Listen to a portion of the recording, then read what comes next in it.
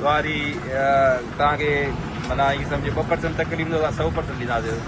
उनजी जॻह पाण असां जंहिं पाण मोबाइल खसींदो मोटरसाइकिल खसींदो असां उनजी बांह कटींदासीं इनशाला। उनजी बांह कटे छॾींदासीं ऐं क्रिमिनल खे कॾहिं बि बख़्श न कयो वेंदो। अॼु मुंहिंजे लाइ जेकॾहिं मां जुआन में मंशा लकड़ा पर्चनि में कमु कयो आहे काफ़ी 2-3 ॾींहंनि खां मुंहिंजे गॾु दाऊं हुयूं हलंदियूं पियूं भली कनि तव्हां तूं पर ग़लति कमु हलणु कोन ॾींदासीं। वाज़े हुननि खे ॿुधाए था छॾियूं इहे धंधा कारोबार कंहिंजा बि हलणु न ॾींदासीं चाहे केरु बि हुजे। दुआरी खे बख़्श न कयो वेंदो। दुआरी खे जेको राह ईंदो राह छॾींदो उनखे बि बख़्श न कयो वेंदो। इहो वाज़े मैसेज आहे। 90% कंट्रोल जो आहे इन वक़्तु जेको आहे जेके आवाम जे मुताबिक़ एतिरो ई गाॾी आहे वॾो ज़ाहिर जो पूरे शहर में अफरा तफरी फैलाए थो उनजे हवाले सां छा चवंदो? ऐं साण वरी हिते काफ़ी अहिड़ियूं गैंगियूं हुयूं जेके शहरी माण्हू पंहिंजे घरनि खां निकिरंदा हुया। ॿाहिरियूं दुआ चनवारी होटल असांजो आबिद रबदाबाद जो पेट्रोल पंप हिते एसी ताईं कोन अची सघंदा हुया। जेकॾहिं निकिरंदा हुया त पर्स मोबाइलियूं मोटरसाइकिलियूं घर में बीहारे करे पोइ निकिरी ईंदा। हाणे अलहमदिल्ला पाण ॾिसूं था उहे गैंगियूं असां परस कयूं था जंहिंमें असांजो इम्तियाज़ शेख हुयो। अहिड़ा काफ़ी ॿिया माण्हू हुया जेके असांजो मुक़ाबले जे दौरान ज़ख़्मी हालत में गिरफ़्तार कया ते स्ट्रीट क्राइम असांजो बिल्कुलु ख़तमु थी वियो आहे।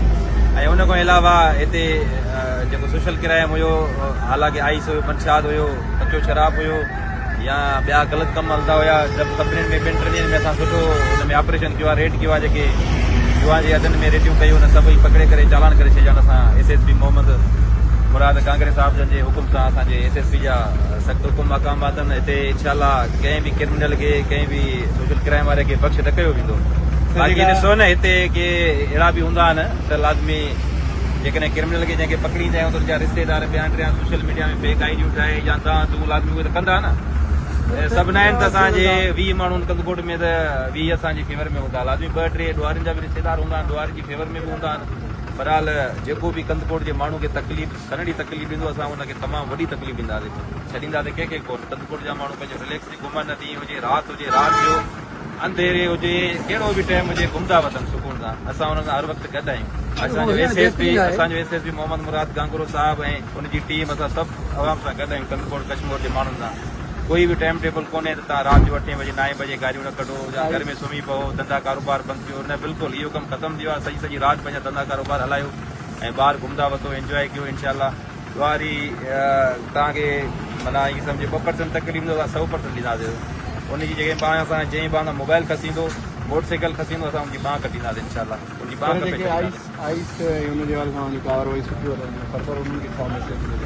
आइस ॾिसो न हाणे कारवायूं तक़रीबन काफ़ी कारवायूं थी वियूं आहिनि। जेकॾहिं अञा बि लिक सिक में कोई ख्वाहिश रखी ऐं हलाए थो पियो उहो बिल्कुलु ग़लति थो करे। उनखे तमामु घणी तकलीफ़ ॾिनी वेंदी ऐं उन सां कोई बि राइट न कयो वेंदो।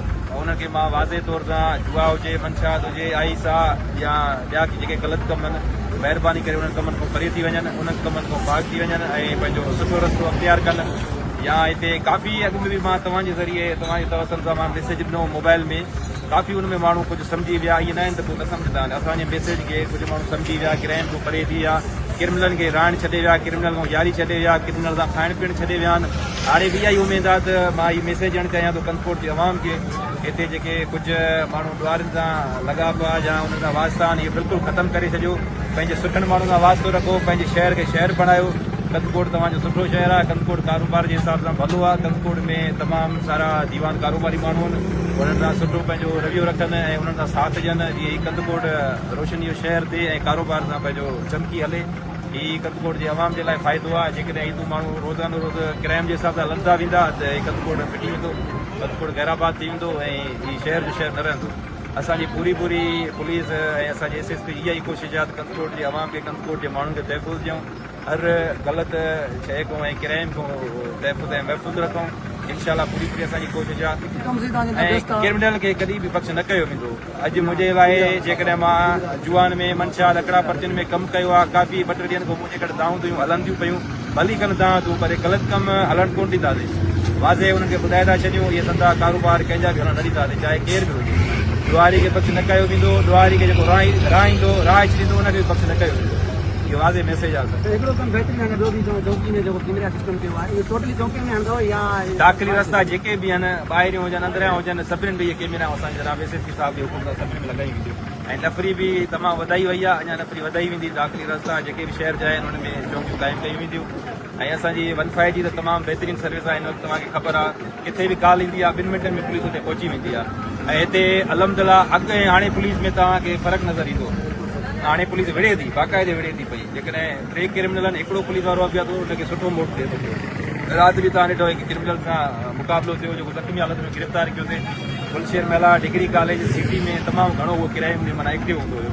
उनखां अलावा ॿियो स्पीड क्राइम मोबाइल झपड़ियूं कंदो हुयो। डिग्री कॉलेज में टियों ॾींहुं हिकु मोटे छोकिरे खां कयईं, ॿिनि खां कयईं, उनखे बि गिरफ़्तार करे असां कोरट सगोरी जे हवाले कयो आहे, जेल मोकिले छॾियो आहे। इनशाला हिते कंहिं बि क़िस्म जो क्राइम बख़्श न कयो वेंदो। जेके ॾींहं बि असां रहियासीं पंहिंजी मुर्सी सां नौकिरी कंदासीं ऐं पंहिंजे SSP जो नालो रोशन कंदासीं।